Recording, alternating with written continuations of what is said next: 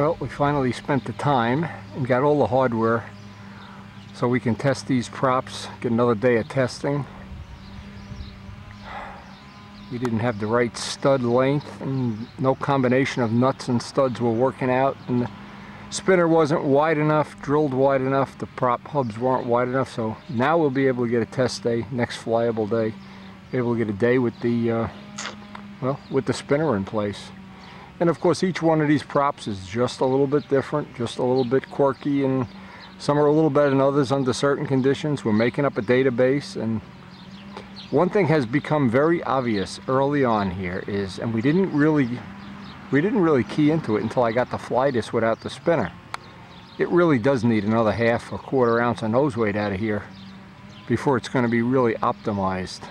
And every time I get nose weight out of this, it just gets better and better. It's very eye-opening to do that. And we were trying to get as much prop testing as we can on this before we leave for Texas. We've recorded probably, 3 or 4 full tapes of flights so far. Some of them with the sun in the wrong angle, some for various reasons we've had to edit out. That we had John standing in front of the camera for a whole flight and whatever. So anyway, we try to get as much data as we can, and we've just hit, I think, a real nice pocket of weather here. We will be able to get some testing again tomorrow morning, but now we're ready to go.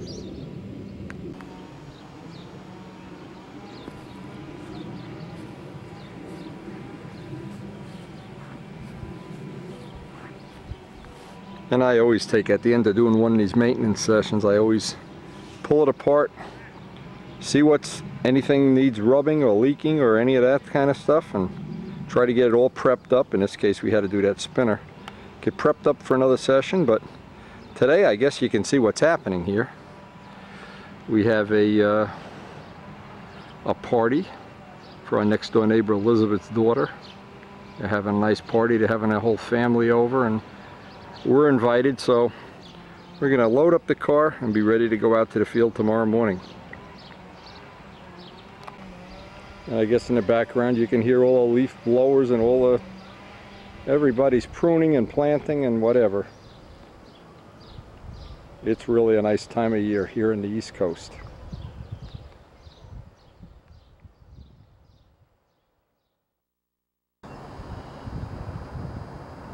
Now it's that kind of morning. It's good and cold, and it's a good day to do some more of our prop testing.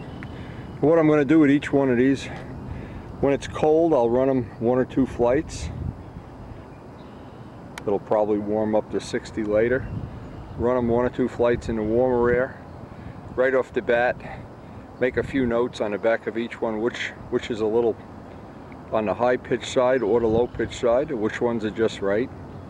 And then at the end of the day I have Richard's new carbon prop, and so I'll have 3 choices now of carbon props and about 5 choices of wood just in the 2 blades.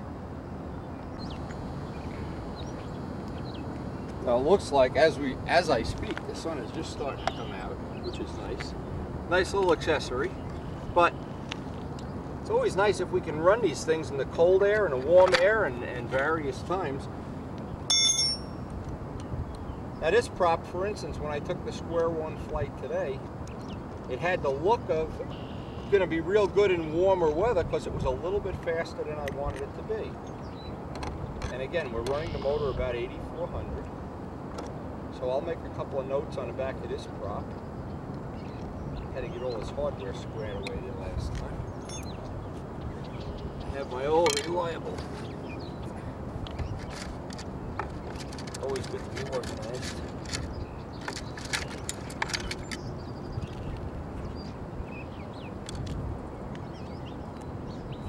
So this is the one we ran already.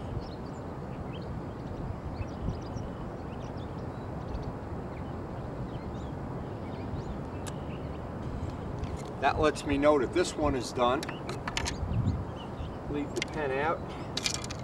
Let's see which one of these has the least amount of pitch. Since it's cool, the lower pitch ones in cool weather seem to work a little bit better. But a lot of times it fools you. You find one that just works real good, or one that's right on the money that you're really happy with. And this kind of stuff you almost have to do when there isn't a lot of action going on at the field. You can't have Raoul crash and burn, or like when other guys get here, I don't like to hog up the flying field because I can really get out earlier in the morning if I want to get more flights.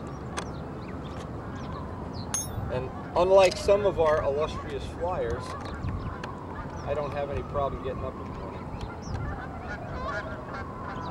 Like I said, I love geese. Hey! Hey! Look at them, right over the flying field. Geese.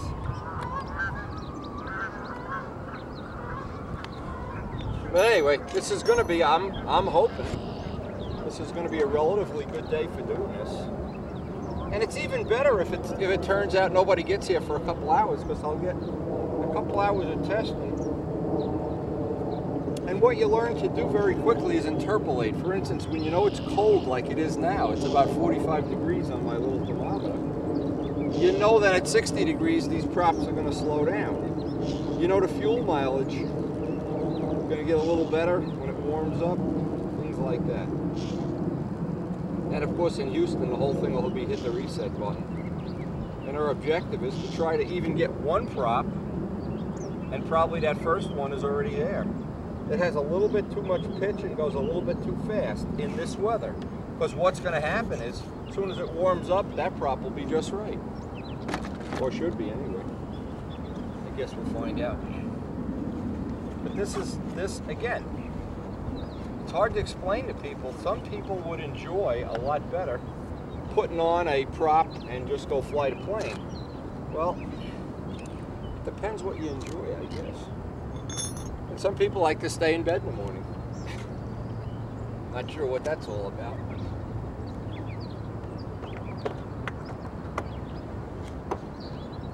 Now this, of the 3 wood ones, this has the lowest pitch, so in the cool weather, this may be the one.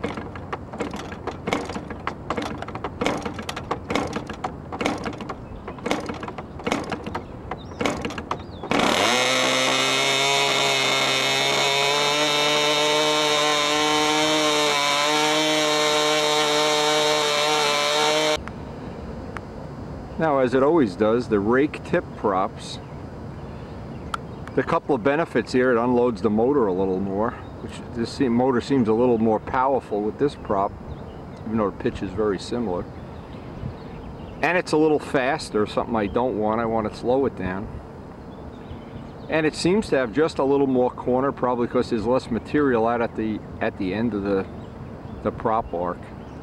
But anyway, next thing is I want to put on a carbon prop. I have 3 of them to test. I want to go through them 1, 2, 3. Again, and this is just really just like exercise. The more you do, I think you get a little better at picking up where the good ones are, eliminating some of the ones that are way too much pitch or not enough, and hopefully have a little database to work with, so that when we're down in Texas and we're tuning these, we'll have a little head start on it, I hope. Now, the nice thing about having carbon props, I gotta watch as a guy driving through here, look at this. The nice thing about these is this one is a little fast. I can just go home and take some pitch out. You gotta really watch these people. Whoa, do we have incidents here? Birds, people, unbelievable. The other day they had the big baseball game, there's 10,000 kids here with bicycles. But anyway, this is Richard's prop number 5. He has identified it as number 5. So this is one I'll probably leave just the way it is. It's real close. The other ones had just a hair more pitch. Now keep in mind, Richard's plane is a little heavier. So his props, and he's flying in hotter weather, they tend to have a little more pitch. My props tend to have a little bit less. Air is cooler. Plane is a tad lighter, but of course the answer is to have a lot of choices. Like go into a shoe store. Just have enough shoes on the shelf and you'll find one that fits. And you'll find one that's comfortable. What an analogy that is. Anyway, the sun is out. Look at this. Wow, we may be in a sweatshirt. So, come on, don't you take my finger off. Oh, I hate that.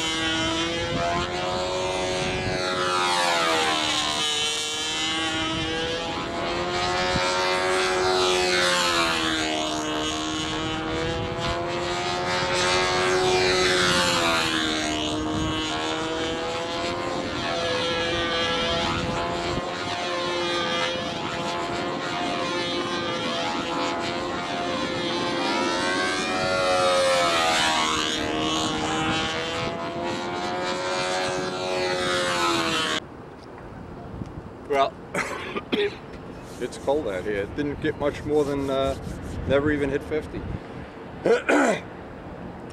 But even from what we have now, I know that even though it's a little faster than I want it to be, as soon as the weather warms up, it's going to slow right down. And even if it didn't, I could just put a 4/1000 head gasket in there. The wind has just gotten too swirly and puffy here, and needless to say, I don't want to risk the model, so it's a great time to pack it up, go back to the shop. We'll look at some of this video back at the shop. Now, as we end this test day, I make a couple of notes that I want to not forget in the near future. The only downside of the carbon prop, it's a win and a lose. You win in the fact you can up and down the pitch very gradually, unlike wood props when they have a sweet carbon prop at very limited amounts of pitch change. The only downside to this is that it's a little heavier than the rev up, and is a little bit of a sacrifice in the corner, but I don't know. These are these new New Jersey Transit engines. Oh my God, I love these engines. Even Karen said they're kind of cool. Anyway, I thought I'd include this for Gerald Champ, who's hopefully going to have some work done on his model railroad soon and some pictures for us. He's also building a pond, which I love. So much to share. And of course, they go backwards. Now, as part of our, I guess, normal maintenance, after some flying sessions where we know the rest of the day is not going to be real good for flying, I like to come home. I spent a couple days ago, I did some cleanup of this area, opened up this wing joint just a little bit because the paint had built it up and there were places where it was rubbing. Also, the header was rubbing on the back of the fuel tank just a little bit, and I'm going to have to figure a way of forcing the fuel tank further back into the ship now. But I've gotten to the point now where I can pull this apart and put it back together relatively quickly, so it's not a big deal. But there's always these little detail things that constantly monitoring them before they become a real problem. Now, I previously had locked this horn up solid. I was not real happy with what happens is the bolt is too close to the wire when I did this impromptu design here. And I have the same horn on the Spitfire, of course. The only difference is I never had to adjust the Spitfire. So I never realized that this could be a problem. And I have a better design for the future that I may or may not use, where the arms come down below like scissors in an X, so that the bolt can be further away from the horn wire. And I think if you're going to design one up yourself, that's a critical thing. That bolt being so close to the fulcrum, it just makes for inconsistent adjustments. And that was one of the things we wanted to get right. Now we have what we think is a pretty close flap tweak after looking at all the flights, and hopefully that'll stay that way for a long time anyway. Now anytime I pull it apart, I lay out a paper towel, I put the screws in the sequence that they should be in. What I'm looking for is little spots like right up here where the header was rubbing on this Just touching it. Before it becomes a problem, I'll make a little guard of some kind of material there. I'm not sure what kind. But what'll help is if I can shove the tank just a little bit further back into the plane. I think that'll be a big upgrade too. I always look around for anything leaking around the header. Any oil that got inside the plane. In this case, even the tank shim is perfectly dry. So it's just a question now, making a decision exactly what we want to do. I may, well, we're hoping tomorrow's going to be a good day, but they're predicting a couple of days of rain. And I think it's time now that I can put this together, what I hope for, relatively permanent assembly. Hopefully all the little spots that are rubbing I've addressed, and we've got the time we have left, get some practicing in and some prop testing, and get ready to go to Texas.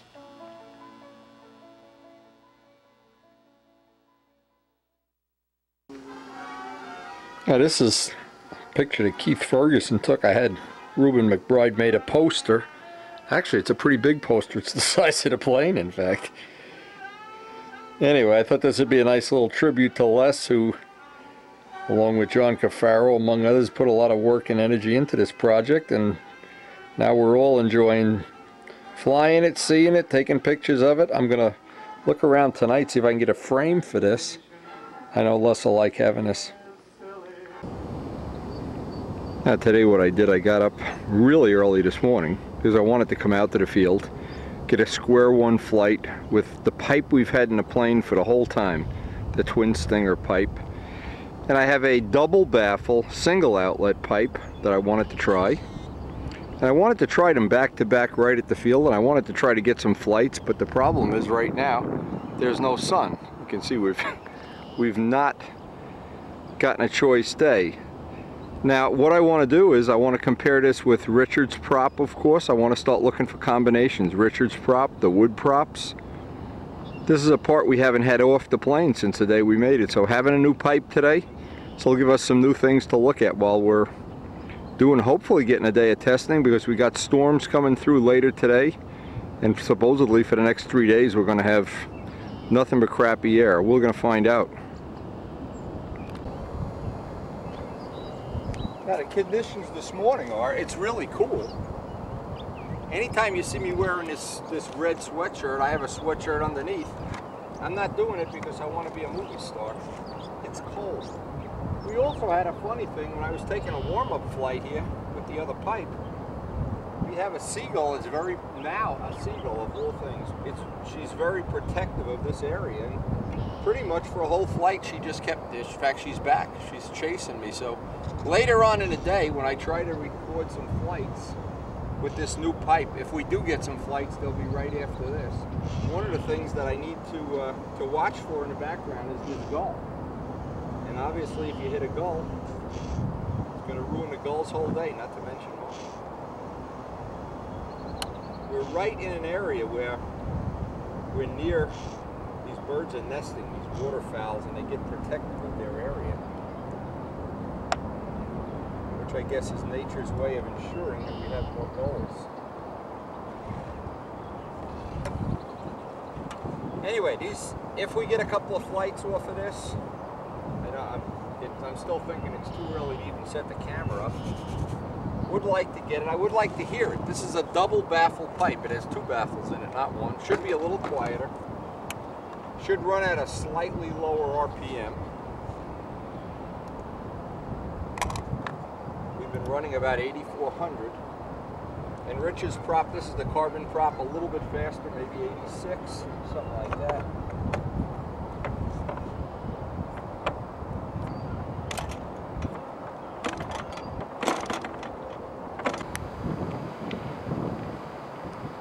Now, it's really not going to be a good day to do flights. Again, that sun just started peeking up over the clouds. And what happens is I just kill a battery, and when you get home, all the bottoms are down below the level of the ground. But I've really had an exciting time with this seagull. I don't know where she is now, but boy, I've got to be on my lookout every minute I'm flying here. It's unbelievable.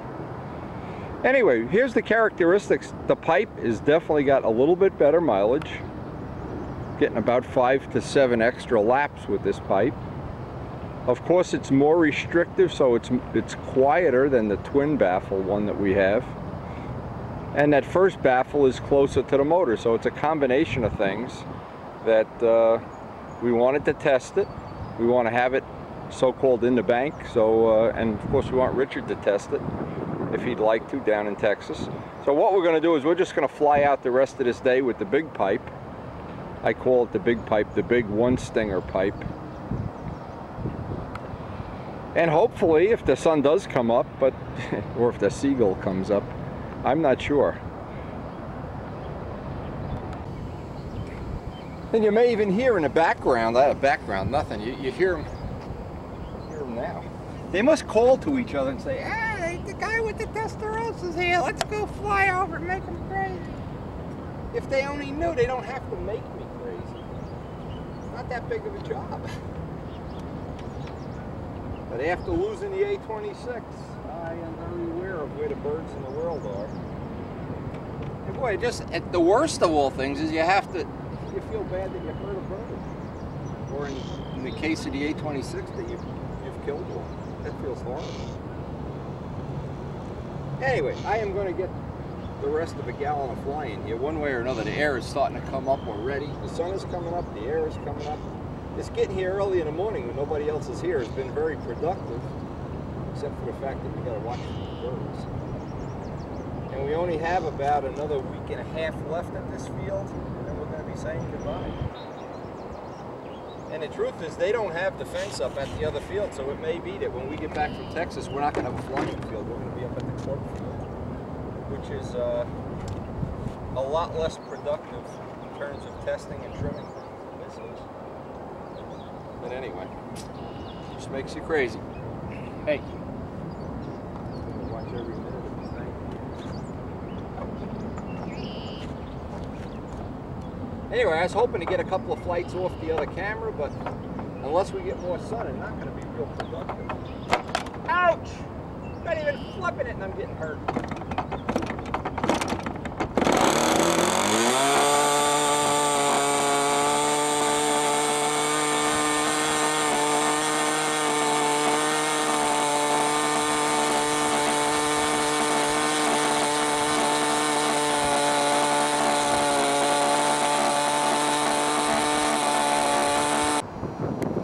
Well, none of the flights have enough sunlight on them that you can see anything, so we're just going to put everything away, get back to the shop. We got some other work we want to do today. Hope tomorrow's a better day. We have a little more sunlight. If you look, there's that guy. Look at him. Look at him. Look at him. I'm not kidding. He's either on top of that pole. He is so protected in this field. They have a nest. I'm not kidding. Unbelievable. Back to the shop.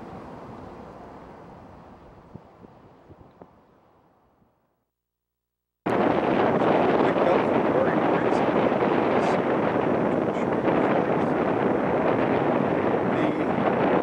spare pipe that we have is now tested and run. Now I have two choices of pipe. One a little quieter, one a softer run, one a little louder, one a little harsher run. More toys. And Richard's prop, this one, number 5, is just about as close as you can get for cool weather. Don't know if it's going to fade in the hot weather.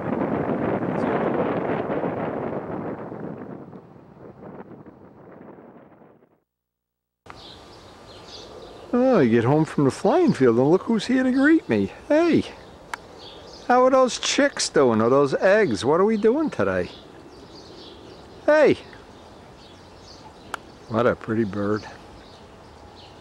Any day now. I love the white around her eyes. She's up on that nest constantly, boy. And what a great place to have a cup of coffee. Oh, even though there's a bunch of crap. See what's happening? All our wisteria is done blooming and it's all in the pond now. I got an hour of pond maintenance, but luckily I have a good helper here.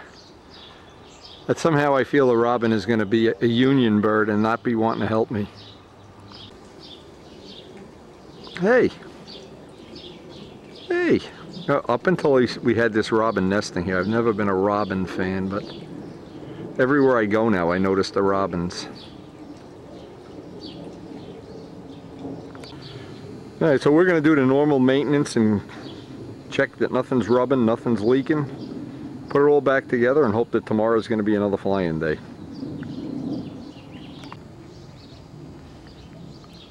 There's so much action here on Carol's feeders too.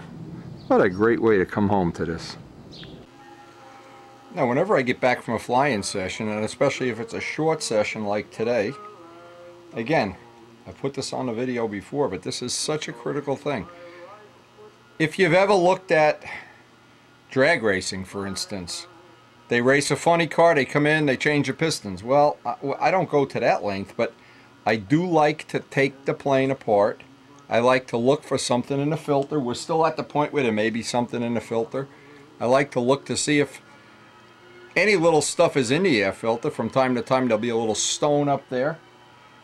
I like to retighten my bolts. I like to check that the prop is tight. I don't want to fly a whole day and then just come home and just leave the plane in the car. I like to do what I call preventive maintenance. Maintenance that you catch something that's loose or is breaking or rubbing before it becomes a problem. Now in this case, we've had a day where at one point in the day I thought we had something in a filter, but it seemed to work its way out. I still like to check it. I want to check that I have shims holding the tank in an exact position, that none of them have loosened up or moved. I want to check that none of my fuel lines are rubbing on the engine. Now, a lot of engines have little sharp spots, and it's only a matter of time. And you can bet that if you get a fuel line rubbing or something rubbing, it's eventually going to be a big problem.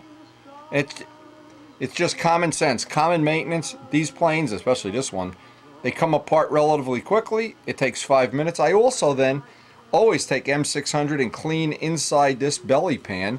Keep the belly pan from getting, well, from getting to be like a Miss Ashley, oil soaked. And when I'm all done, my first choice would be Carnauba wax on the whole plane. Protect the finish. Now we had really good feedback running this pipe. This pipe, I call this a keeper. Whenever I get a part that I like the way it operates, it's in every way that the sound is acceptable, the run is acceptable, and it's got that nice, the little custom feature of the twin exhaust.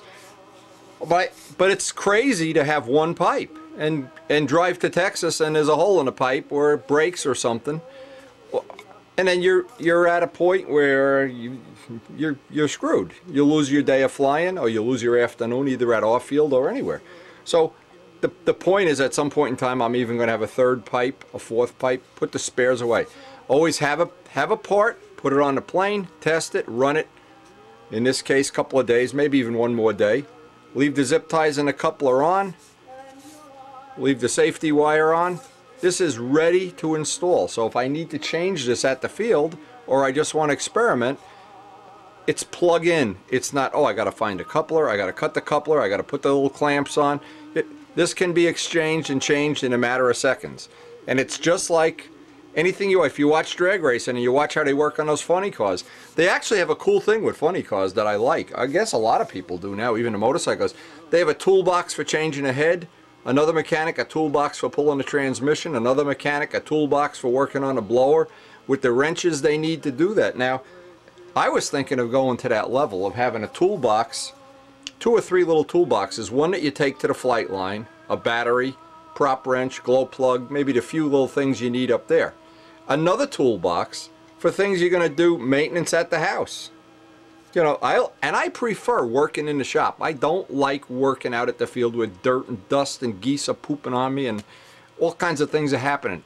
I would rather spend an hour at the house and know that everything is clean and I can look at it with a flashlight, I can test things, I can clean things. When I'm working at the field, it's only so I can fly the rest of that day. I'd never want to do any maintenance at the field that I didn't have to do. Now, because basically I fly every day in the summer, I have 3 batteries. And now most people would wait until a battery goes dead, and of course there's technology that says you burn these batteries down. Well, yeah, that's true to a point, but what I found works even better. At the end of every flying day, since I bring the toolbox in to do maintenance anyway, I put it on charge for an hour, 2 hours, top it off. Now I know these things can develop a memory, so what I try to do is about once a month run the battery right down, or if you can't, just leave a glow plug in it and walk away. And after the glow plug dies, leave it in another 5 minutes. And you can see what I've done is I have a spare glow plug just sitting up here just for that purpose. And I guess you've seen, I think on the last tape or so, both Rich and John don't believe in charging a battery until it's dead, and they tie up everybody's time at the field for 5 minutes. So while I'm charging this one, if this one was charged, I go to the number 2, and I try to keep all 3 of the batteries ready to go. I don't like getting to the field because pretty much what happens too is people are always borrowing my stuff. So let them borrow one of my spares and keep mine, which I have labeled with Testarossa. If I go to a contest, I want this battery charged. I want it charged the whole night, the night before. I don't want to get there and be flipping and you have a dead battery. So a lot of times there's little maintenance, little tiny things you can do to just make your life easier. Now I really like the idea that I can get in here and do the maintenance that I need to do. It's a matter of loosening up 6 Allen screws, and I have access to everything. And I can look around now carefully and look for anything that looks either wet, loose, any little spots, hose clamps. Everything looks tight on the pipe. But I do want to check that tank shim, so I have to pull the motor out anyway. I may as well do that right now too. And one thing I do like about this type of construction and this type of assembly is with this pipe anyway. I can get the whole motor and pipe out in one piece. Check for anything that's wet, anything that's rubbing, and you can usually see right away if anything's rubbing. It doesn't look like anything's rubbing here. It looks pretty good. Now one of the things I noticed that may be a problem with the way this tank is shimmed, and by the way the tank didn't loosen up, thank God, but this puts kind of a kink in the tubing here. So what I'm going to do is I'm going to shorten this about 1/8 of an inch.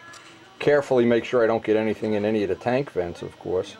But getting that kink out of there, that'll be a little bit of an upgrade for this tank. Now it doesn't matter with the other tanks, but with the carbon tanks, I try to keep, well, as few kinks and as few rubs as possible. And I always look at the motor. The motor's one of the things that I just look for. Anything looks like it's dripping, drooling, leaking. In this case, nothing. Another thing I always do is I always lay my parts out on 2 clean paper towels in the order that I took them apart. Because imagine if you get all done putting a plane together and you don't put the fuel filter in, or something. So everything that's on this white napkin, paper towel, I know at the end that has to be cleared, and all the right screws, and of course I've been doing this, trying to keep the back ones separate, but just for my own reference. But many times I've seen, and well, we just had it happen last week. Rich Jacobone came to the field, he was in a rush to get there. No fuel line hooked to the engine, and we flipped and primed in 20 minutes. Gas got all over the bottom of the plane. This is a good way to work. I just think that's a workmanlike way, and I've watched people in the racing industry do very similar things where they have their parts laid out, their screws, their bolts, their tools. I like working like that. Now let me cut that vent. That I think is going to be a little bit of an upgrade. Now, every time we take this apart and put it back together, we find little issues that we hope are making a little upgrade. But eventually we'll hopefully be at a point where there won't be any little rubbing, any little vents that are the wrong size or any of that. But what we need more than anything right now is a couple of good flying days where we can get some camera action. I'm not sure when that's coming, if it's coming. It's been a rough winter, but the Testarossa has made it just about as much fun as you can have.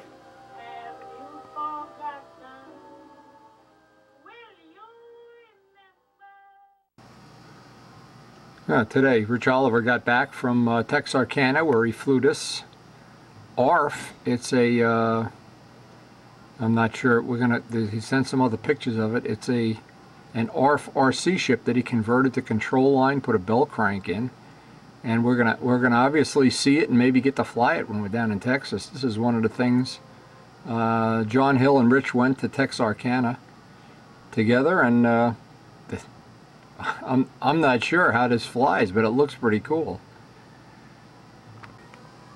Okay, and here's the picture of John Hill's Quadron, Frank McMillan design, and of course Rich's ARF. He said it took I'm reading his caption here, 3 days to build it. That's pretty cool. Okay, and it looks like it's a rear exhaust engine, Rojet of course, a wood prop. It looks like it may even have wire landing gear. Rear exhaust Rojet muffler. That's pretty sharp. I want to see how he's got the bell crank in there. Okay, and here's how he mounted the bell crank. The wings obviously they come off. Some kind of an attachment system. I can't wait to see this. It looks like it was no big deal getting a bell crank in there either. Looks like a nice thick airfoil, kind of a traditional stunt, cardinal, impact, whatever you want to call it, airfoil. Now I'm not sure if this photo is in the same folder. Somebody's building a Cardinal Evolution. This was included in with Rich's pictures. Looks like he built it right off Elliott Scott's plans. And here's what they're doing, is practicing the launch technique here, the new launch technique at, not sure what this launch technique is. There's Al's Bearcat that has the 91 in it. Now see, all they would have had to do to make this realistic is fake the prop. That would then I would have bought into it. This is from Scobie Field, where we're going to be. Yeah, that's Scobie. That's... 2 weeks from now, we'll be in Scobie. We'll be sitting right down there, baby. Okay, there's more pictures from Rich Oliver of the ARF, or another ARF. I'm not sure what this is. These things, they all start to look alike, and is obviously his engine test Maverick, the green one. And again, we'll be getting all this documented on our Texas trip video. Okay, so here's the construction techniques for this. It's $89 for this kit.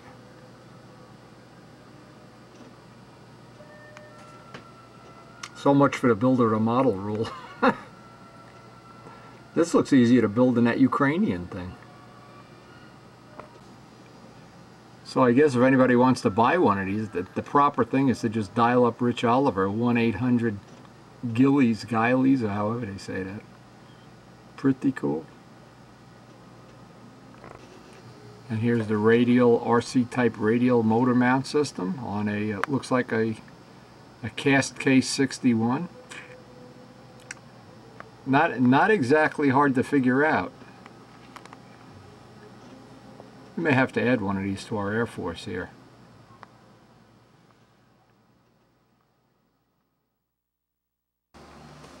Rocket science is a terrible thing, isn't it?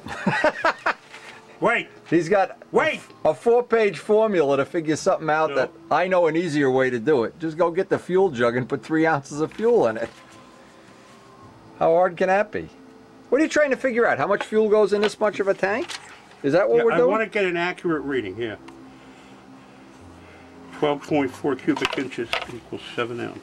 Oh, I was afraid we were going into accuracy mode here. Can be very expensive. I am. What do you think, Chick? Okay, so should we let him do this? 7 ounces equals 12.4. So divide 7 by 12.4, and you get... Boy, I hate rocket science. How did they ever get a man on the moon anyway? Who cares about the moon? We need a flying field. Well, every day now that I get to the field, you look up at the trees. The sun isn't even out yet. The geese are up there judging. Maybe they can volunteer to judge at Brodax or something, I don't know. Anyway, this is one of the tests, and a lot of times a day like today, where it's, if you look up at the sky, it's cloudy and crappy and cold and not a great day. It's a good day to test props, that's for sure. Now, I spent the better part of this day fooling around with some props that I had gotten from Gerald Champ a while back. I pitched them up, balanced them. I wanted to have the choice. Now these work pretty well, actually they worked real well on the Spitfire, but I don't have a 2-inch spinner that's all cut up for it. But now here's what really happens, and it's possible this happens to everybody, and maybe I'm just not figuring this out right now. You come for a day of testing like this. Now it's a windy, crappy, unflyable day, but there's one thing, you can test props. You can always tell if props are going to, in fact you need wind to see if it's going to go through the overhead 8, whatnot. But one of the things this allowed me to do is, I had never flown the plane without the spinner. Because I didn't have a 4-bladed spinner, well, I took a couple flights without the spinner. And right away, the vertical CG is showing me that it's wrong. In other words, with the weight on top, it was making the wing level. With the weight of the spinner and the heavier prop, this is a lighter prop, but with the weight of the spinner, it was keeping the wing level. Now with less weight on top, the outer wing is up. Just a tad, but it's enough that I can see it from inside the circle. Not keeping me from doing stunt patterns, but it's telling me that once I finalize the prop that I'm going to use, and I've still got, my first choice is still the 2 blades, and I've got marked the good ones and the mediocre ones and ones with too much pitch and whatever. And I still like the 14.5 rev up because it gets weight off the nose. And again, what I'm going to have to do is settle on which one of these props, I guess within the next 3 or 4 days, I'm going to want, and then re-level a wing, give the wing a flap tweak or something. Now I was in the middle of making this. We're still working on this bench trim video, and this is an important thing. I want to put this in the advanced section of the bench trim video. Now changing the weight on top of the CG or below it, when you have a plane really trimmed right on the razor edge and you can see little incremental changes, this is one of them. So if you were to take a prop, now we got some of these props that are at least twice the weight of the other ones, and this 4-blade is not the heaviest. So being able to vary it and being able to change my pitch gauge, now I still don't, the one thing I don't have until we get to Texas is some prop adjustments for the really, really hot weather. But that's definitely coming once we get to Houston. You can bet it's not going to be the temperature it is now in Houston. Guaranteed. Now, on a day like today, when it's cloudy, it's almost impossible to get good flights in terms of, when you try to video them, the plane just disappears behind this background. Now, if the sun comes out later, and I doubt it, because they're predicting 2 or 3 days of rain, but we have stumbled upon another little trim idiosyncrasy of this plane, and that is that we can definitely benefit from getting some more nose weight out. And I'm going to see about what the options are about.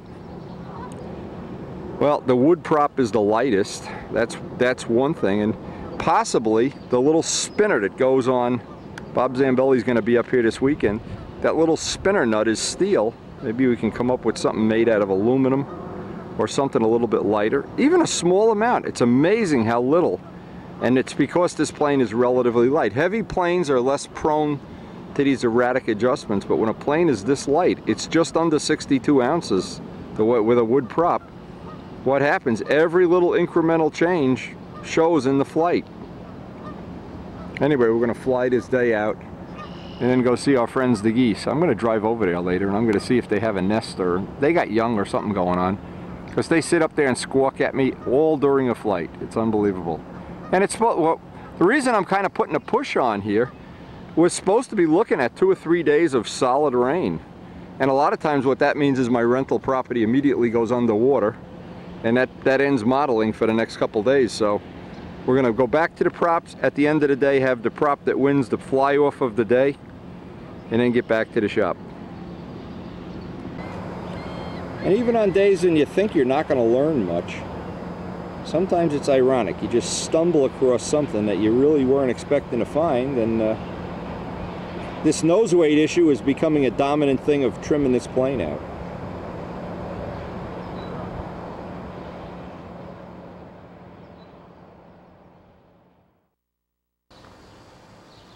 Now we're home and the rain is coming, and they're predicting 3 days of rain. Just when I was having fun too. And the only thing good is with the rain coming, Karen will give me a reprieve from planting all these flowers. I'll be able to do. I got some little touch-up work to do on the Testarossa, so I wanted to do it, and today looks like a good day if I can get Les to help me. So Internet Boy over here, he's intensely looking at, show me what you found. This is cool. Well, no, all it is you know, we're contemplating doing Rich Jacobone's Stuka. Right. Here's one from 1975, photographed in 75, wingspan 72 inches, power Super Tiger 60. This is a Tiger 60 ship, but look at the wing. And look at the upright engine. You know, Jacobone would be fried right now. If you forward that to him, there's no way you can forward it to him, can you? No, I don't know. Or can you just... I don't forward things. Oh, okay. Me either. But look at the hell with it. Let him look it up. The detail here, the struts underneath the... Yeah, the guy did a great job. That's really a cool plane. Interesting when you get down here, Wendy. I think that's a phenomenal photo. Yeah. Except we can't quite squeeze it And in. he's got the flaps split. It's got an upright Super Tiger 60. Yep. I can't tell about the canopy. If the canopy is, if he's got detail in it, can you tell on one of the other pictures? Yeah, it's a, you can tell, not on that one. Yeah, look at that. He's got a pilot and everything in there? It doesn't have a pilot. It looks like he's got bare seats. Cool. But you can see... Oh, Jacobone's going to be fried. I know that it. Scale, wait a minute. I know he's going to be fried. Here's the magazine. The Aero Modeler plan number is CL... Oh, it's a UK model. Well, so if All right, Jacobone wants one, I'll tell Paul Winter to get it for him. Right. Okay, now... Aero Modeler magazine, 797, right, OS... Now today, while we're taking advantage of what looks like a couple of days of rain, a couple little things that I needed to address here in touch-up paint area. That part that we repaired on the flap is now ready for some final clear, and that we'll be able to buff that out. And there's a little tiny crack right here, so I wanted to pull a tail and put a little piece of carbon fiber reinforcement, and I'm not sure if that's from sitting in the stooge or what, but whenever I see, let's see if we can get this on.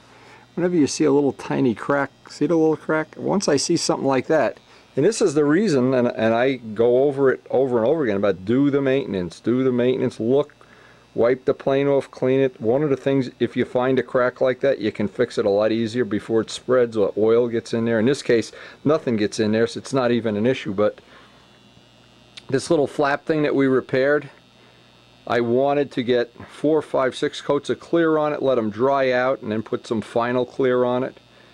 And that'll be fine today. The first 4 or 5 coats are already dried out, so we're just going to let it sit, and probably it'll be sitting here for 2 or 3 days.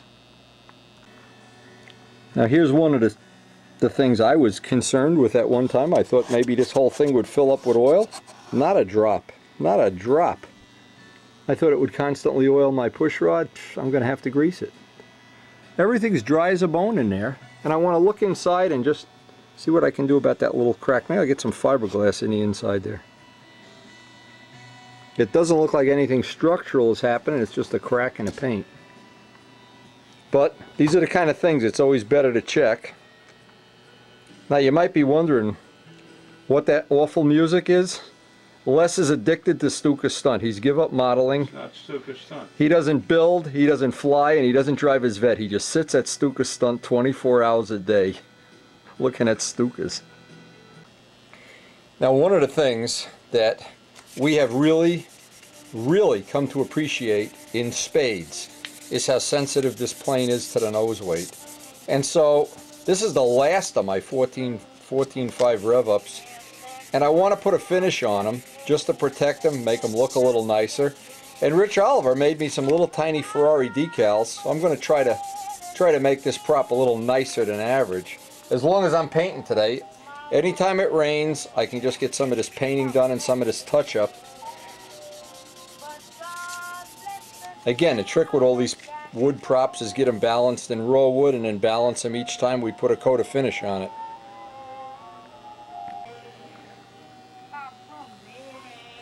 And because of the humidity, I had to put a little bit of retarder in that dope. I'm sure it's going to dry up nice.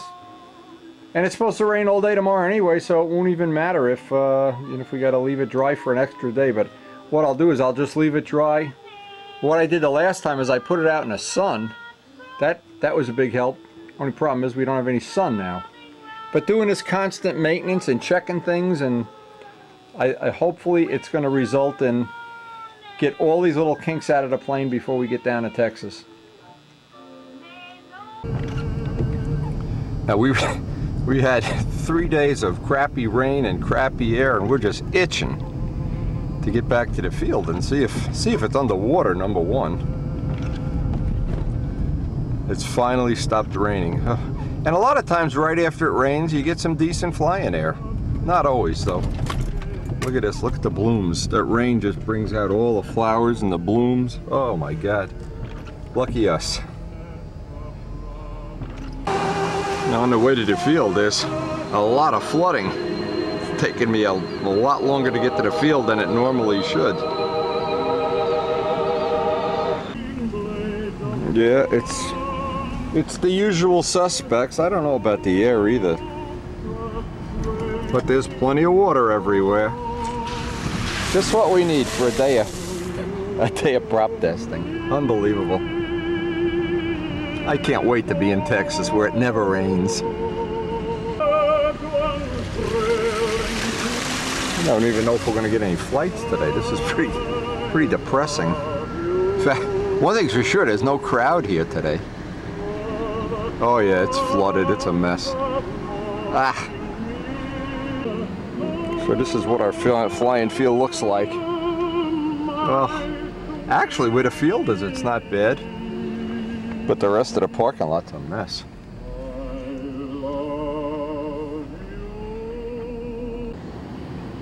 Actually, once again, as many times as we've done this prop fly-off in under these conditions, the 14.5 rev-up seems to be the proper choice under these conditions, and it's still cool. It was in the 50s. And Bob Krug stopped up. He's going to get a couple flights. I'm going to try to get a couple of them. I'm not sure because of the way the sky is rolling in here. I doubt. I don't have any good feelings about this being a long flying day, that's for sure. And plus we do have if we do get something from the other camera, fine, but we do have a lot of little projects at home and I want to show some of them on the video soon. We're closing in on having our 3 spare tanks and 3 different prop pipe choices as well as all the props, and we're trying to round out all our stuff and get it all boxed up and ready for our trip to Texas. In between the raindrops. Look at this, everything's underwater here. Oh man, unbelievable. What an adventure the Testarosa's turning out to be, as always.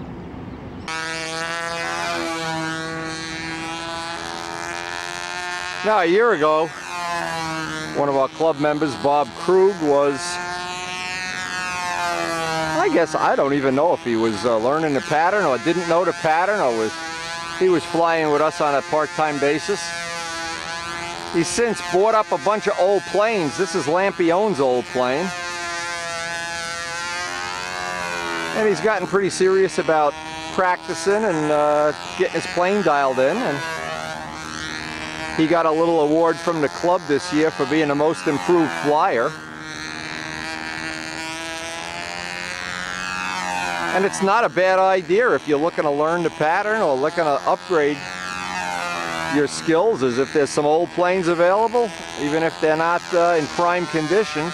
I think this one had to be repaired. It still gives you a chance to fly some relatively good equipment without, I guess, the downsides. But that brings me to my next point, is very soon many of the people in the club have already pre-ordered ARF Stragas, and as soon as they're available, we're hopefully going to have one. And it'll allow people like Bob to really have a really good flying model without the 6 months or so of building and work that goes into it. And it's always rewarding to see people that are learning get better.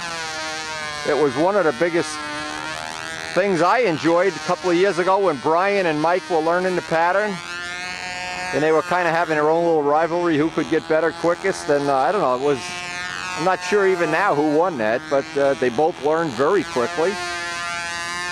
Birth took advantage of having some good equipment. And it's hard to learn with dumpy equipment. It's just difficult. So, anyway, congratulations to Bob. Looks like he's learning at a good accelerated rate. And I think he's taking advantage of having some of these older club planes that normally they laugh at me for a lot of times. I suggest people repair these things instead of dumping them. And yet people like Bob can take advantage of it, learn from it. You can laugh all the way to the bank. And then at someday when you have 600 spare hours in your life, you can build something like this. I'm not sure who won that, but it's amazing. It looks like the sun may come out. I'm so shocked. I don't think it is, but we wanted to get some flights on these props. But it seems like right now it's the weight in the nose that's the dominant issue, not the pitch of the prop. Now we finished off this day. Bob got to fly his SV11 with a Stalker 51. This looks like a decent flying plane. Anyway, we're going to try to get him some DVDs that can be helpful, and he certainly looks like he's putting in the workload that you need to do this. It just doesn't happen automatically, that's for sure. And again, we've gone, it's rev up 14.5, and no matter what we do, we always come back to that prop under these conditions. Now the conditions are, it's about 50 degrees here, and it's as humid as could be. It looks like it's going to rain any minute. But under those conditions, that seems to be our setup that works. And we have our real good air setup when it's really nice and puffy here, Doran's 3-blade. And when it really gets rock and roll, we have Richards, all three of Richards props that drive a little better in the wind, but the plane just seems to go gets a little friskier along the way. But I'm sure down in Houston what's going to happen, those are going to be the props of choice. And this one is going to get a little too wimpy. And we really got the carbon tank to the point where I'm happy with it. I'm going to make a replication of it, an exact copy of it, so that just in case we have any tank issues or somebody else wants to try one of our tanks while we're in Texas, we'll have it. And that's a 2-ounce saving off the nose. Now, in the course of the day, what I tried to suggest to Bob for a couple of trim changes to this plane. First off, neither one of the planes that he has have the hinge lines taped, and that, to me, I always like to start with everything taped. The first couple times he flew this, it looked like it was flying a little fast, motor was lean, and I suggested, well, it looks like it's a little better now. Just richen it up a little bit. Good place to start, or if you want to run the motor hard, get a prop, and in this case a 12.4 Zinger would have a little less pitch than a 12.5, and then try it both ways and see which way you like it the best. All of this prop testing is like going to buy a pair of shoes, and what works for me may not work for somebody else. And you know, keep in mind the flights that we have, if any of them make it onto this main tape, because we're dealing with a dark background here. And really, the sun has only been out about 2 minutes the whole day, so I wanted to have one of these flights so I could look at it and suggest some trim changes. This speed looks real acceptable. I wouldn't be changing this too much. Taping the hinge lines would be my first choice here. And most people that don't tape the hinge lines, for whatever reason, they fight it tooth and nail, they fight it and fight it and fight it and fight it.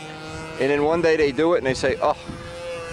Now, if it doesn't work, in times that taping the hinge lines doesn't work, some planes, the planes I've seen it not work on, planes that were really light, and planes that were, you know, just not needing a little bit of help in terms of lift. Well, if you have a plane with a relatively big wing, big to the size of the plane, well, might not need it. But it's like going to the movies, and the movies is $10, and the tape gives you $20. You can always not spend it, and you can always go home, heat it with a hairdryer, heat it as hot as you can get with a hairdryer, and pull it off to avoid pulling up paint.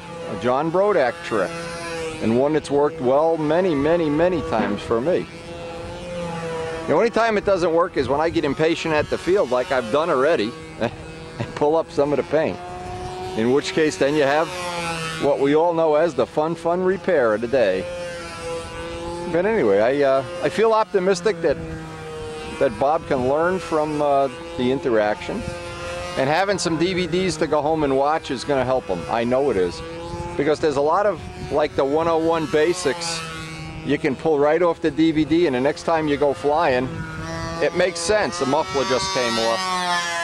Okay, this is Tighten the Bolts 101. And what I do, here's a good tip. When something's coming off, I'm going to record this, go stand in front of the plane. No point recording this, but I'm just going to stand in front of the plane. Because if that comes off, if it hits me in the head, a lot less work than if it hits the plane to repair it. You know what I did? I moved all the planes that were not inside a van while we wait to see if this is going to come off and fly off and hit us in the head or what. Always an adventure.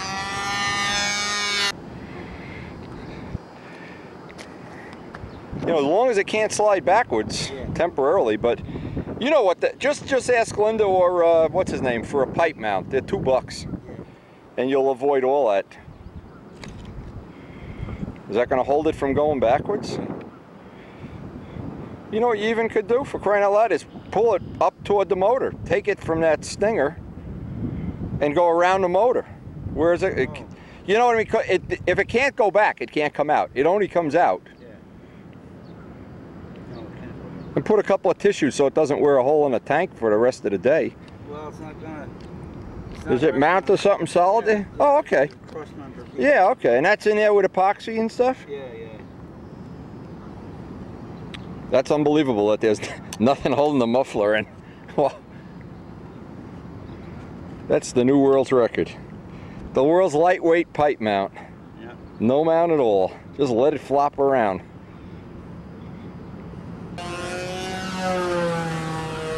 And we're back. Zip tied and ready to fly the rest of the day.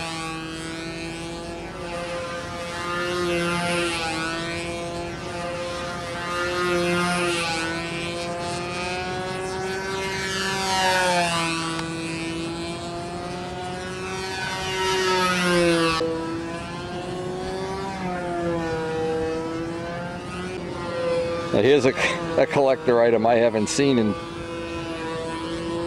a long time. The original Red Baron line rail. Bob's keeping it for all eternity, for all infamy.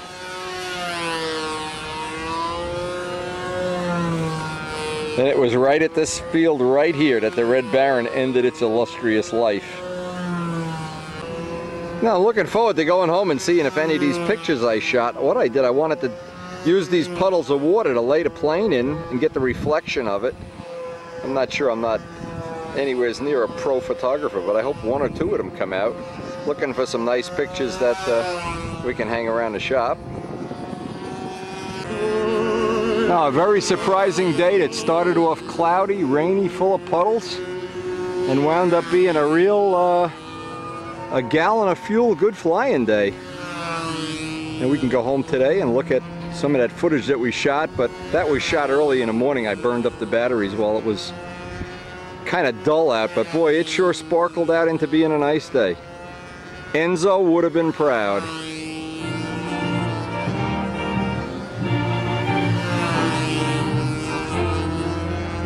And one of the things we did today, we played with the lead out position a little bit, got what I think is a little bit more accurate position, a little more further forward. We've just been in safe mode since we started flying the plane, and now we'll start moving the lead outs up a little bit each time until we get what we think is an optimum setting. And there's a little miracle going on right in my backyard right now. I get home today with the Testarossa after a rainy day of flying and cloudy and rainy, and I look up at the nest. You can't see them now, But they've hatched. Mama's been off of the nest here, and I saw some hungry mouths sticking up here, so I'm just gonna hang out here for a little while, have a cup of coffee, see if I can spy on them. Hey you guys, you have some new people in the family here. I don't know how many chicks are in there, but they are definitely in there. Boy, does this bring back memories of having Chicky when Chicky was a baby. Oh my God.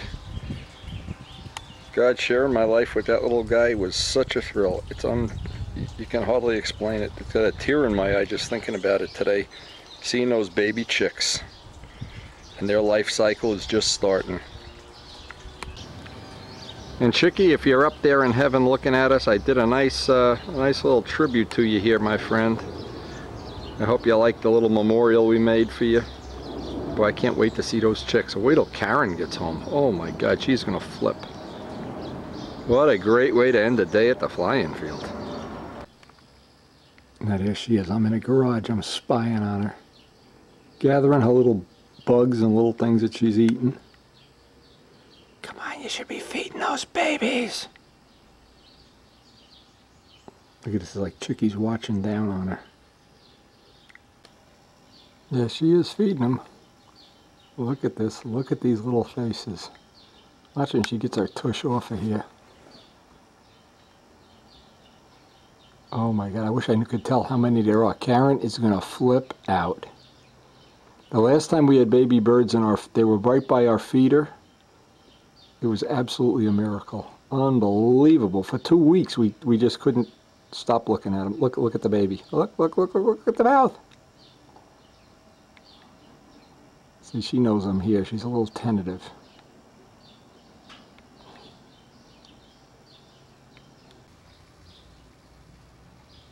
It's an amazing, amazing little thing in life. Look at this. She's just picking up little things for these babies to eat.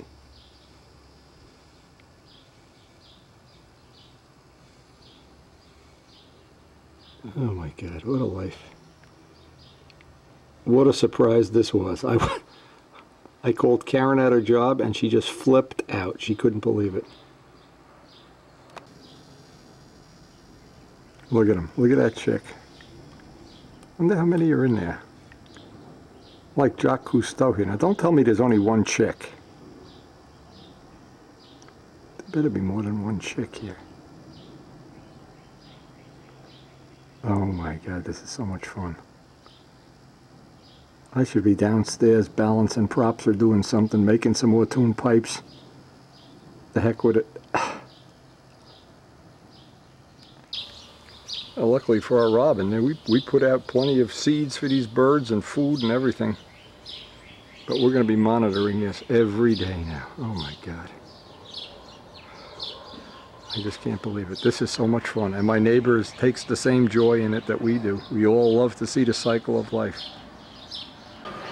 Okay, it looks like there's 2 chicks. You see 2 chicks. I don't know how many there are in there. 2? Does that look like 2?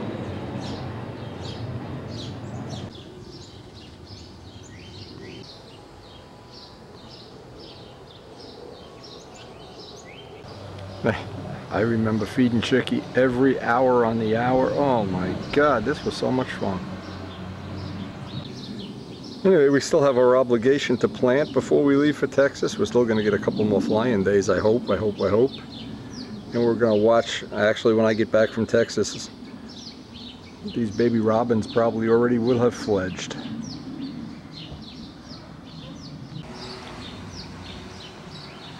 But to me, it's just like a special little time of year when the birds all have their young. You can hear them in the background here. What a special time of year.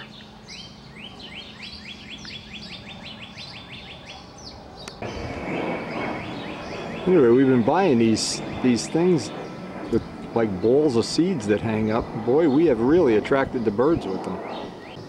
They work so well, we got rid of our big feeder in lieu of having these. You can figure it out for yourself. We got all kinds of stuff going on here in this backyard. Unbelievable. Now, guess what they're predicting? Another day of rain.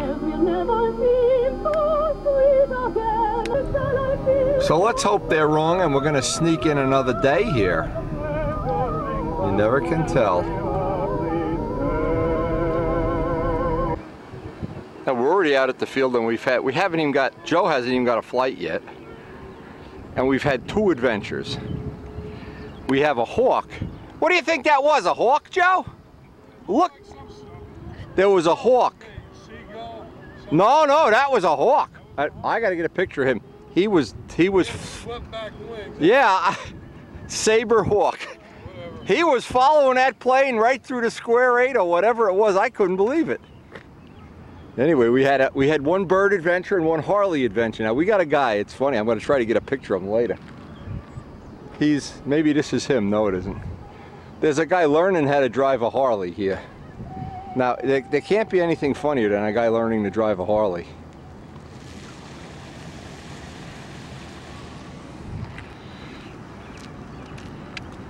Here comes Harleys on training wheels. Now the guy just spent 35 grand on a bike. And he's learning how to ride, and he drives right out in a circle, drives over my handle. Look at this. Learn to it. Look, watch this, He's unbelievable, huh? I'll give him some lessons. You believe this? Stevie, go show that guy how to ride a motorcycle. Anyway, Rube's here with Steve. They got their Stragers.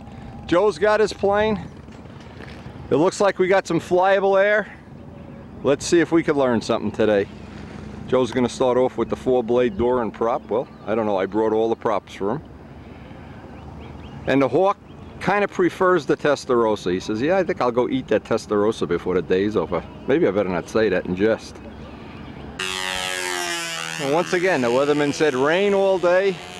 Storms coming through later today, so we're all trying to get a couple flights. Ruben and Stevie have their twin Stragers. Gonna try to do some trim on them. Nice motor brake, braking just nice. Air's already starting to come up. The sun isn't even up yet. The hawks are up. Pretty scary seeing that hawk. Well, you can tell right away it isn't a pigeon either with shape of the wings. They must have a nest off in the side here. We also have we have 1 seagull here that seems to have young in this area anyway. And she can get a little dominant. Anyway, we beat the weatherman yesterday. Looks like we're going to beat him a little bit today. Beat him at the crap table. Or something, I don't know.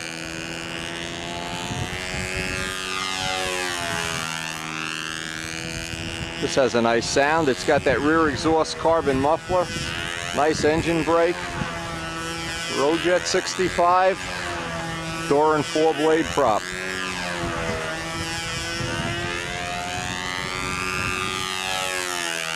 Joe Adamusco's Seafire. Bob Zambelli's due up today. And we were gonna, if it rained today, we were gonna install my lathe. I don't know if that lathe has been there since Christmas, and this is like Mother's Day, so. Tomorrow is Mother's Day. Next week we leave for Texas.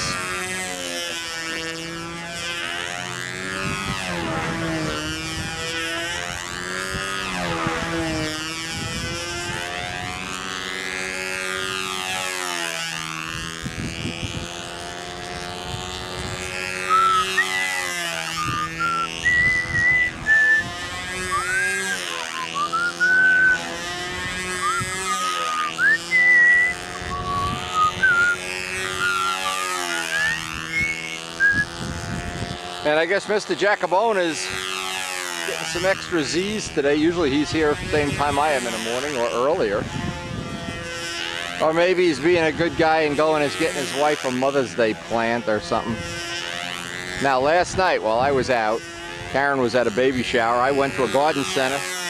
I'll show this on a video later. I bought Karen a robin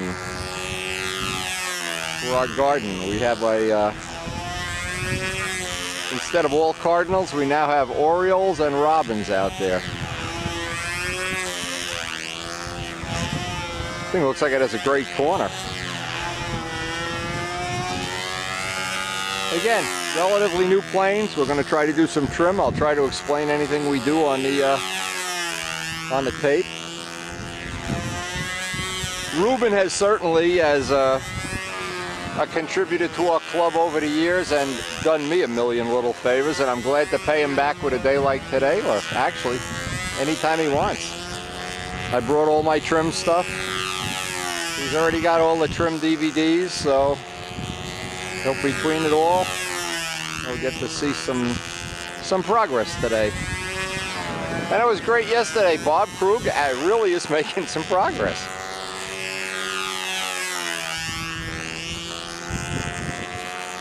So many guys in the club moving up. Pretty soon everybody in the club's going to be an expert. It's ridiculous.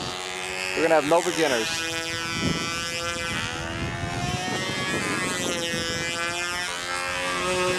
Mike Cooper's already got his Strega trimmed out to where he's thrilled to death with it. So he doesn't even need me anymore. Need me or want me, I don't know.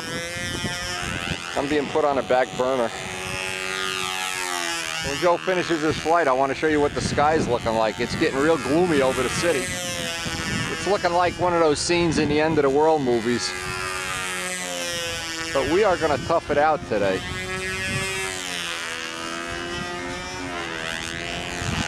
I always figure if it's flyable, get some flights, and then we'll worry about it. Especially this time of year. Now take a look at the sky over here. Clouds rolling in, nastiness rolling in. But so far we're getting flights. Let's see what the McBride's got their lines out. The twin Stragas, look at this. Is that cool? Very nice. Did you try your 3-blade on the...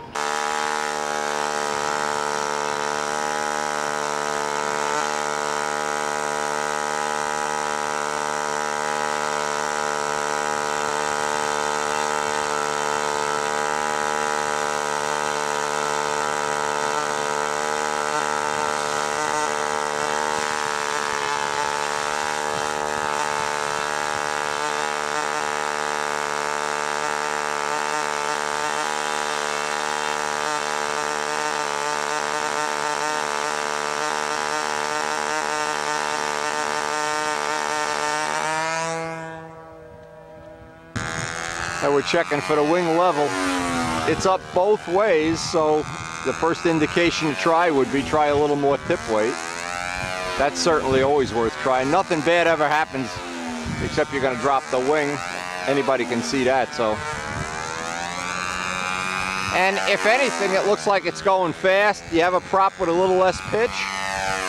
That's a 6.5 pitch. If you have a 6, maybe that's what you want. I'll tell you one thing though. I'm sorry, your voice is up there. Now what's in here? This is a rear exhaust double star? And yours is a Tiger 60? Mine's a Tiger 60. My father's a double star 61. Okay. Rear exhaust. Evel Knievel in training. No, he's getting better. He ain't even up on a sidewalk now. The birds are running away. This guy got real confrontational when I threw him off the circle.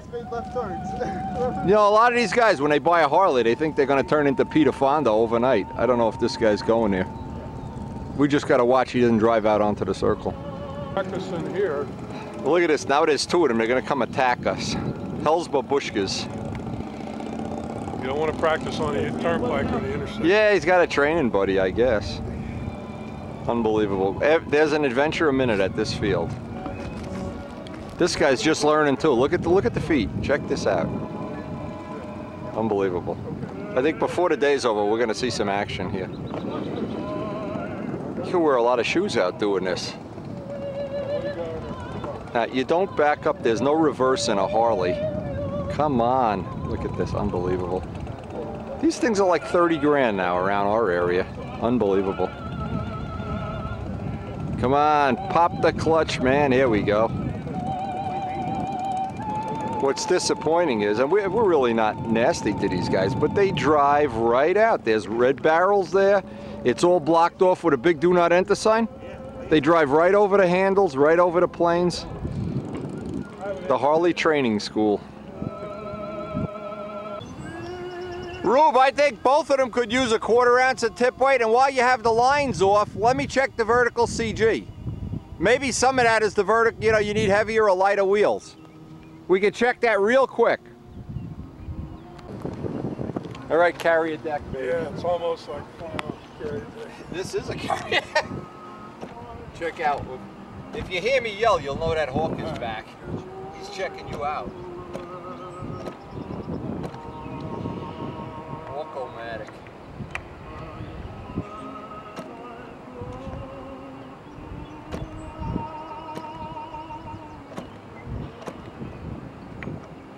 Right? Yeah, it's cold here. I didn't even have a coat on. It's gonna be nice being in Houston, 90 degrees. Those guys are so spoiled, it's ridiculous. I hope you're listening. Spoiled. Real men fly in the cold. And you can't even start a road jet. Oh, man.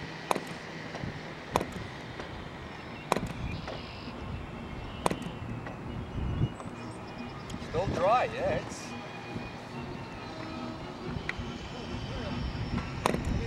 Mine was the same way. That's what spoils you when you're flying a Stooge. The motor's always warm. You don't have to deal with this. When you got 5 guys, it's a problem.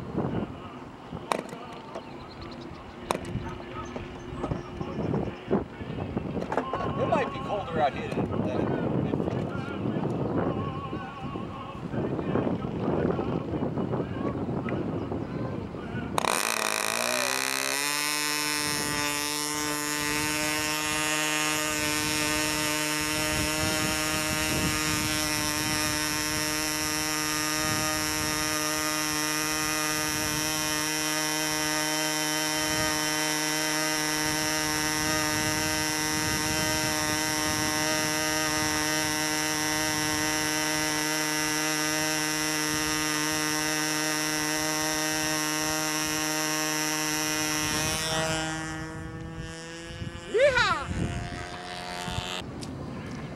Now I got the Fly Joe's plane, and it is really a smooth, easy plane to fly.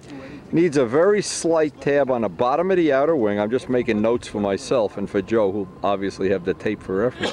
Joe, you're going to try to take some, yeah, definitely could take some nose weight out. I mean, it's smooth as glass and around. It's unbelievable. Joe, about my 76. Oh yeah, it's all over the internet.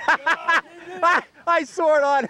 When Les was by the house, they got your name on UHM or whatever the hell. Oh, God. They said, oh, that Jack of Bones strikes again. Okay, now we got he added a 1/4 ounce of tip weight. We're going to check for the wing being level. Rich. Now this is the Spitfire trim tab trick. You put the trim tab right in the tip weight box when it needs to be on the bottom of the outer wing. What are you telling me that he doesn't know how to build? I just flew this. If he has a heart attack, it's mine. I read it in his will. Is that too much deflection? No, that's not. Yeah, let's start with that. There's some spots where it was soft, not bad. And I would, the thing is work toward getting some weight out of the nose and a bigger handle if you got one. Oh yeah. But it is so smooth, it's unbelievable. And a motor run is to die for.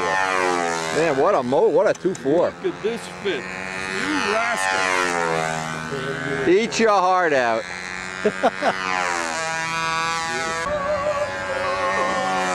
This secret stuff. Froome, oh, what a guy. Froome-o-matic. This may be the last one in the world. That is the last. It is the last one now. Yeah, that's it. There's nothing lighter than these. But what I'm going to do, if that's the size you need, I'm going to give it to you as a present. But before that, I'm going to make a mold because I mold them out of fiberglass. Oh yeah. And they are light as a feather. There's the original backplate. Yeah, yeah. What a guy. Now here's what else I found for you. 14.5 rev up. Does that look familiar? It's my prop. You gave it to me. You know, God said, cast your 14.5 rev ups on the water and they will come back. Well, here's one. Sato slow. Yeah, slow. That was one you gave me Look to try. at that. But remember, I never built a 74 And Krug had the Red Baron reel on the field yesterday. He told me about that. Now, here's what I was telling you about. These are the new Brodax spinners. Oh, is that nice? Oh my God. And look at this. Beautiful. This is what I was telling you about. You're going to like this. But here's another. Check that out. Feel it. Nothing, yeah. All aluminum. The only thing I don't like, and we can fix it, that hub is a little thick, you see? We can turn that down. But look at the quality of these puppies. They're nice, I know. And they're machined from billets, too. They're not... they're like true turns? Yeah, only they're about half the weight and half the cost. But look at the fit. And it detents right in, right. Oh, the fit is beautiful, look. Oh, that's great, yeah. You believe that? That's fabulous. They're all coming from China, I think. Yeah, everything's coming from... We better stop eating Chinese food. I know, now here's a you might want to try this. Here's a 3-blade 2-inch. Okay. You got any? Yeah, well, let me borrow these. Sure. Here, look at the back. There's the back plate for it. Okay. And you drilled the back plate out already, huh? No, that's the way it comes. Oh, it comes? I did not touch it. You could take a lot of material off of there. Wait till I get my lathe running. These guys are building bricks. In here, you could drill this out too. Oh yeah.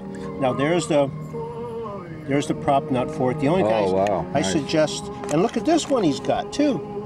A little baby one, yeah. Yeah, for a half a little A. Cardinal, yeah. And I brought you this. Look, here's some. That's for you. Fabulous. Oh, what a guy. Bits. Throw it all in one box here. When we go down a house, look at that lathe. But it looks like it's a flying day, not a lathe day. Yeah, this is the thing you need, is the 14.5 rev ups.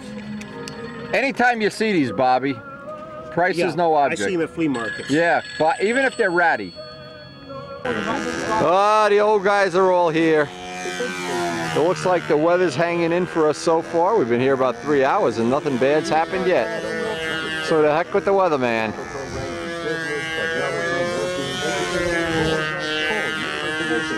Rich is here with the Stuka with this new 77 Rojet.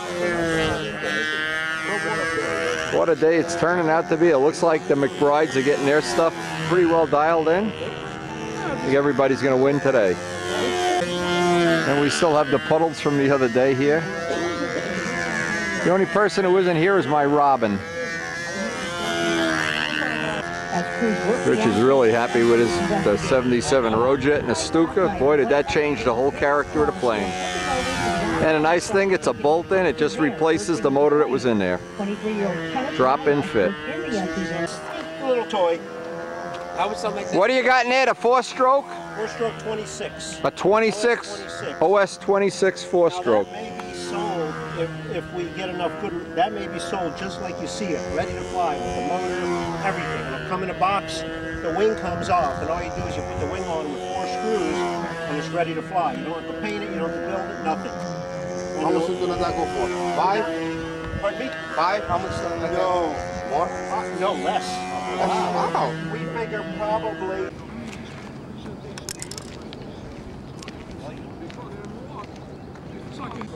The Evolutions are 40. This is 82% of the Evolution, or an Evolution 75% Cardinal. of a Cardinal. Yeah. Well, Elliot did a nice job on that. I don't know if.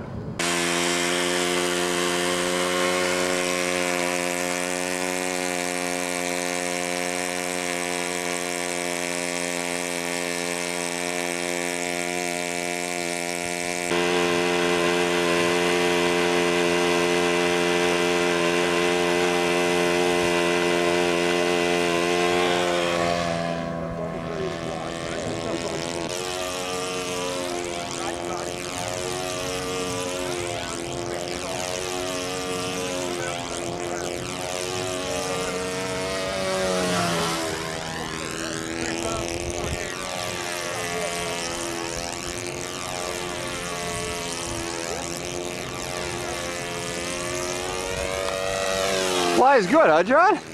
That's a good little flying plane. Oh man, really good. That's hard not to like that. Yeah. That's really quiet. I'm impressed.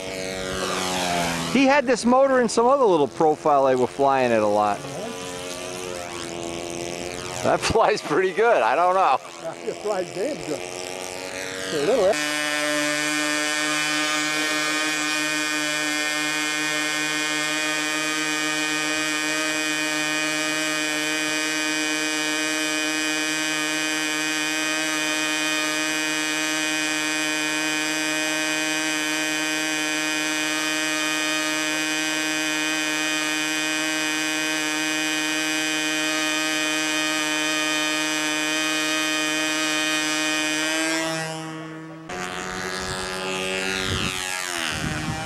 Well, our spring fun fly looks like it's turned out to be a pretty good, actually it started out to be a fun fly and a trim day, but looks like the weather's gonna hold up for a while.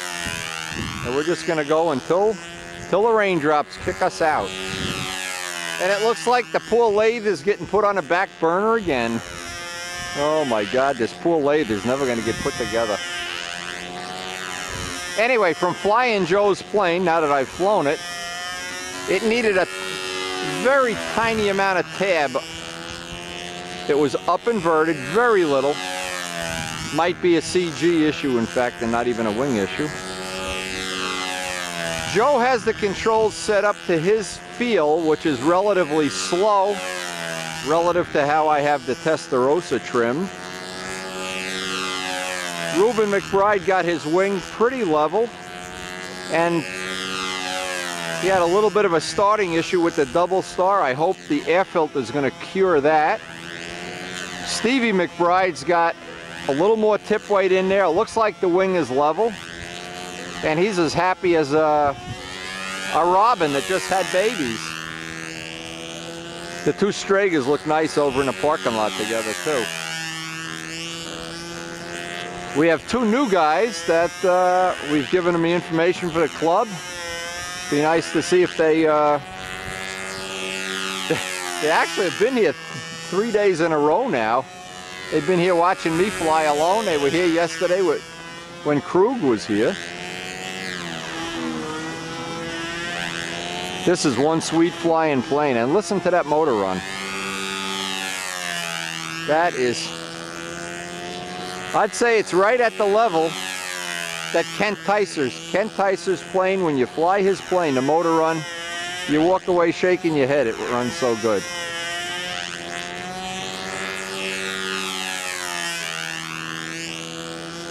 Now, of course, everybody sets up a handle to their own personal preference, but for me, it was slow on the controls. Not unbearable, but slow. But what would happen when Joe flies the Testarossa, he's going to say the controls are too fast. Now, Rich Oliver and I have the same issue. When he's flown any of my planes, the first thing he does is go to the toolbox and get out an ounce of nose weight. So it's always a personal thing. Midgley, too, flew the Spitfire and thought it was too touchy. And to me, I was trying to get more nose weight out. Also, with this collection of stuff Bob just donated to our cause, I'm hoping we'll ultimately get some more weight off the nose of the Testarossa.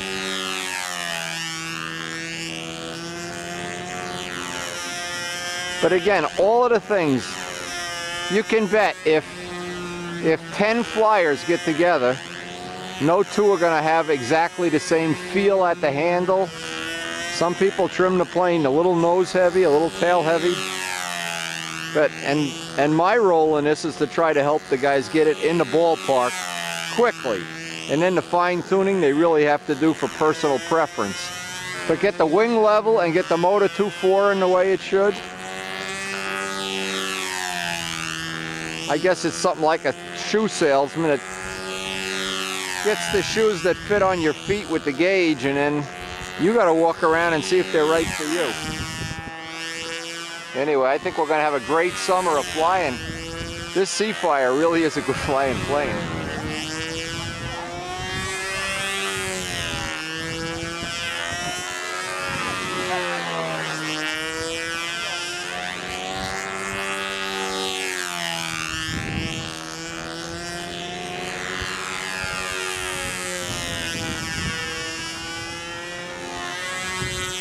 I love those numbers on the bottom of the wing.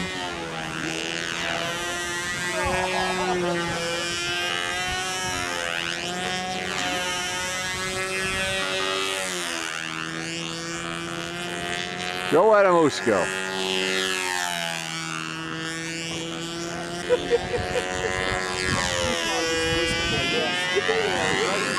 So are you happy the way it's running, or should we be? Oh, yeah. Should we be worried about anything here? I gotta talk to Debbie to make some more like this. I'll tell you what you gotta do is take this apart and bend the wing on a... Yeah. You see that Stuka on the internet was with the bent wing? He was drooling, baby. Is this a production engine or is it a custom one? No, it's production engine. So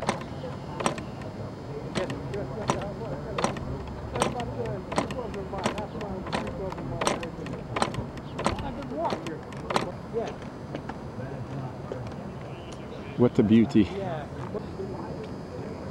The Prime of the Month Club here.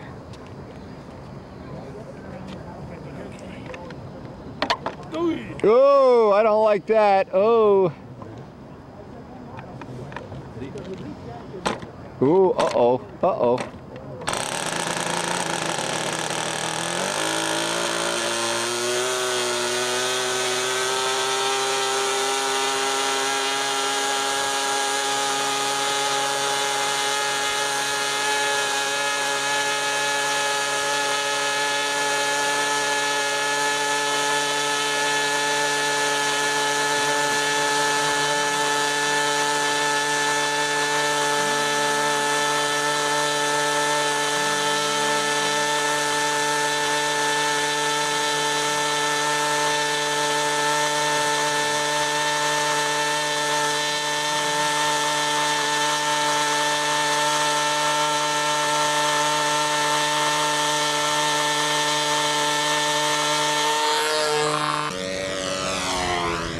Look at that reflection in the water, Rich. How cool. You got to get down low. You got to get down low. I see it. Doesn't that look cool? Yeah. They're nose to nose like they're hugging and kissing. Are you sure you're a Nazi plane? Oh, no, I'm a Seafire. Oh, which side of the war did you fight on? All right, see you later, guys. All right, you're welcome. Hey, huh? Hey, go home and buy a razor. That's a great little picture. Watch out for that guy learning to drive his Harley. Could be dangerous. got a reflection in the water. Very cool. Nice and quiet, isn't it? Oh, that's sweet. Sweet little plane.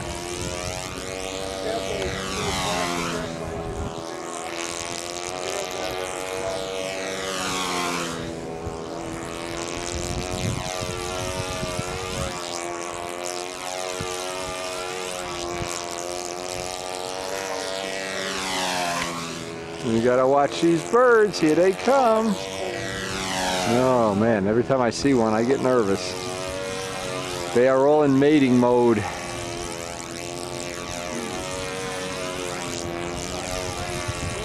The little cardinette, what a cutie. Good job. I'll tell you can't get good help from these bimbolinis. Unbelievable. We did a nice job with those exhausts. How'd you mold them? Well, they're windy, so Oh. I just, hang on somewhat. When you're ready.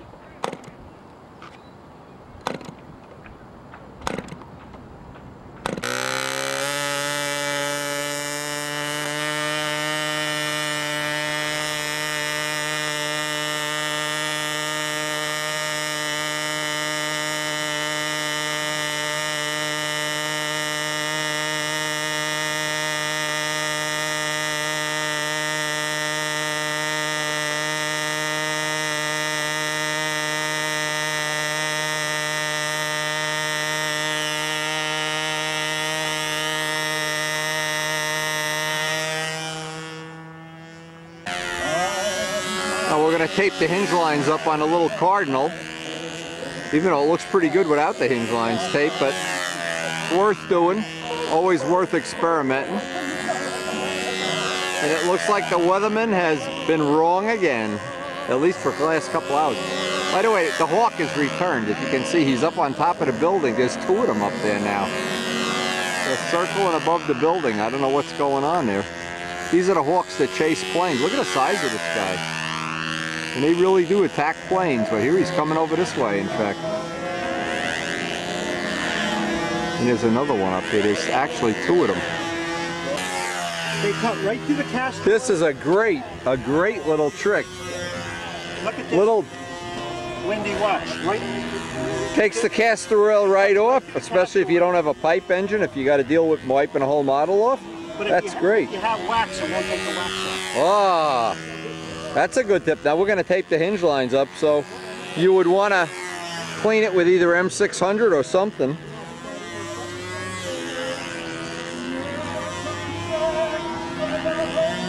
Yeah, it cuts. Well, this turned out to be a heck of a day, huh? I'll tell you, talk about no sun glare. Nah, no sun, no rain so far. Doesn't the wind normally come off the river here? Yeah, it's usually the opposite. It's like because of the storm that was through here the last couple days. Kind of crazy. I'll take it. It's not Houston, but I'll take it anyway. I'll tell you what we can do if you don't mind. Yeah, those alcohol wipes, they're a great idea. And it's actually disinfecting too. You know, like yeah. If you get a cut or something, you wipe. I always have chops and cuts and. Okay, the first to take it apart. A take-apart 25 size plane. How cool! All right, now that holds the landing gear in at the same time. Exactly, the landing gear and the. Okay, so the front piece. Now, if they make an ARF from this would be a good way to do it. Exactly. It'd be a great way to do it. You just undo the 4 bolts. Actually, it'd be a good way to make a full-size plane. Exactly. Yeah. I make my own washers. I see that. They're like too heavy, and I bevel them and everything. Like little prop washers. Exactly. Yeah. Now you take. There's a gear come out. Okay. Now where it gets a little tiny bit tricky, but not too bad once you. You got a push rod keeper in there? No, you don't. That's the beauty of it. It's totally captured. All you do is you reach in there and you kind of flick it out. Ooh, beautiful. Have a wing. How's that for a take-apart plane? Let me put my hernia belt on. And see what I've done, Wendy, is since the push rod is captured, it can't go out that way, so I just slip it in. Right. Once the wing's in, the push rod can't go enough. It can't go anywhere, right? yeah. Beautiful. And this is just carbon fiber reinforced, as this is. I got blind nuts in it. Okay, and that holds the gear in place? Exactly. Now, do you have a nut there? Because it seems like you're missing one. Yeah, I'm missing one here. Oh, okay. See, I make my own because I don't like the looks of the. Yeah, and that's those are nice. also bigger, so I just make them on a lathe, and you'll be able to do this with. I'll be able to do it with my lathe, you bet. And this is all it takes. It's just those 4 screws. Oh, beautiful. That's pretty nice, huh, Rich? Very, very nice. Now the wing is obviously structured because you don't have a lot of material Right, here, but once right. the wing is in, This is the wing holds it in place. The wing is all structured, and that's it. That's as simple as you can get. Very nice. Yeah, that's pretty. I'm impressed with that. I even went with your method. This is the first plane I've ever built where the forward line is in the front. Exactly. Oh wow. No, it's forward is down is up. Okay. Normally it's reversed. Yeah. I did exactly the way the real Cardinal was done. It looks like it worked. It looked like it worked pretty well, in fact. I don't know if a lot of people do it, but I make little bushings out of brass shim stock, glue them into the wing, and that captures. It keeps the pusher or the moving around, right? From moving back and forth. Yeah, we do that on the big ships yeah, that's too. what I do. And it's real simple. As I say, there's nothing complicated. I did build the wing in 2 pieces. And then you joined in the center with glass? Fiberglass. Fiberglass over the center, and that's it. Yeah, what's not to like? Wait a minute, let me take these screws out. Take the rest of them out before they drop and we can't find them. And so how do you end a perfect fly-in day? Bob Zambelli suggests Donna's Pizza. Eat. When in doubt. Eat Italian food profusely. Yes. 25 over the ground. Now that's the way to end the day of flying. What are you having? Oh, what a surprise. He's having pizza. What are you having? What a surprise. Pizza. Does it get any better? I'm in a world of people eating pizza. It just couldn't be any better. just doesn't get any better than this. 2 slices. Now as we come up near the end of the tape anyway, this is what I bought Karen for Mother's Day. A robin on a stick. Not so sure that's what she really wanted. I think on her list was 5-carat diamond. I'm not sure. Not sure what that was all about. But today is a wonderful day. Every year we have what we call planting day.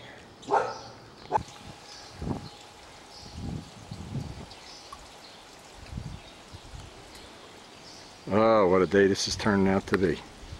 A planting day for sure. Nice breezy day. The wind chimes are chiming, the leaves are leaving. And the Testarosa's safely in the house, in the car. And I've been doing enough of this planting that I think Karen said she's going to give me my green card later today. Do I get my green card today? No. She's actually beating me on the planting here. I think she's got a Rojet 77 planting machine. And I have the old little kid's shovel. What a great day for planting. Oh, and tomorrow being Mother's Day? Doesn't get a lot better than this. This was another Mother's Day present, this wind chime. Boy, do we like listening to that. At night, nice when you're falling asleep and a breeze is blowing. So my stuffed robin here, he wants to know, when does he get to have chicks? We need chicks. I've checked that nest 100 times. It looks like she has 2 chicks. Okay, what I'm going to try to do is, Bob Krug and I are here on a rainy, crappy day, but we're still going to get some flights. I got the camera, I hope, in a good spot, but we're hoping nobody comes along and whacks it, that's for sure. So, I'm going to give this a shot. See if any of these flights come out, great, but otherwise we'll just shoot, let this camera run and we're done.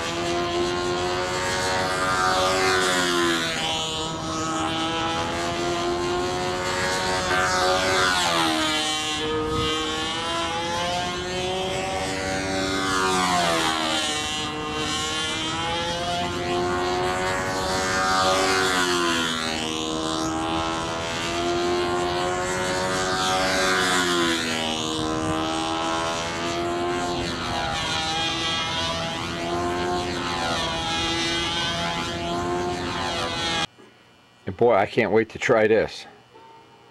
Now, believe it or not, it won't be a tough job retrofitting this into the Spitfire for some testing. And when we get back from Texas, this will be one of the things I want to try. I've got Bob Zambelli is making a change to the Stinger so that we can use Sergi's 60 muffler on a 77. And this is all camera threads. It comes right apart. Look how nice this is. Imagine the dual exhaust here, how cool that'll be. Or if you wanted to put 2 rubber Stingers